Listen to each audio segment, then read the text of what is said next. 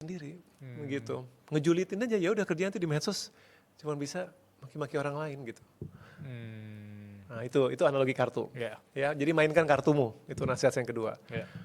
Nah yang terakhir adalah bayangkan kematianmu.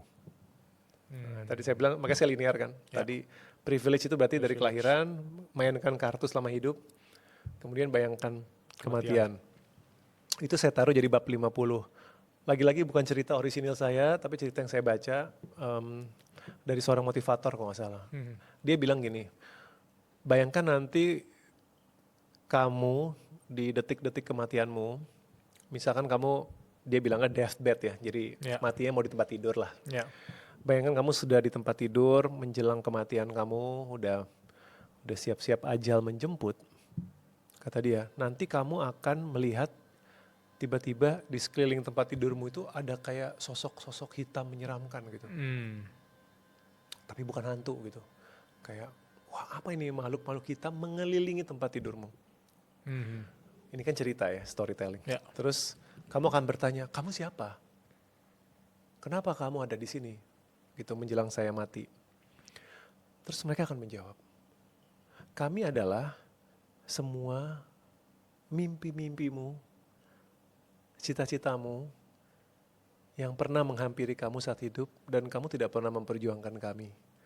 Sekarang kami akan mati bersamamu. Gue pas baca buku itu gue merinding banget loh. Sumpah.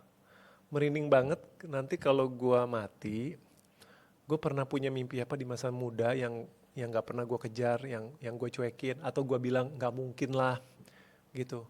Nanti ditagihnya itu pas mau mati, dia bilang, kamu dulu pernah memimpikan saya, kamu dulu pernah memimpikan jadi penulis, apa kamu dulu pernah memimpikan pergi ke tempat ini, tapi kamu gak pernah melakukannya, sekarang saya akan mati bersama kamu. Itu nggak tahu ya, itu cerita itu gue kena banget.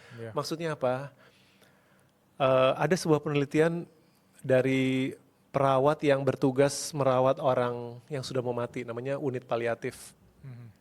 Jadi dan dia bikin buku karena kata dia bertahun-tahun dia dengerin pasien yang udah mau mati. Jadi pasien yang ke situ tuh aja yang udah bener-bener udah mau mati.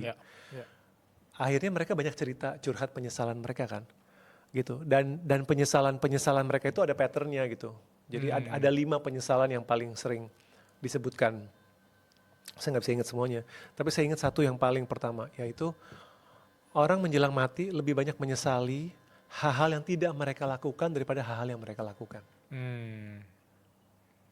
Jadi pas menjelang kematian tuh baru mereka menyesal, kenapa saya nggak nulis buku waktu itu? Kenapa saya nggak mencoba mengejar passion saya? Kenapa saya waktu itu nggak coba sih bikin bisnis sendiri? Saya penakut. Gitu. Kenapa saya tidak? Kenapa saya tidak? Kenapa saya tidak? Itu lebih banyak daripada menyesali perbuatan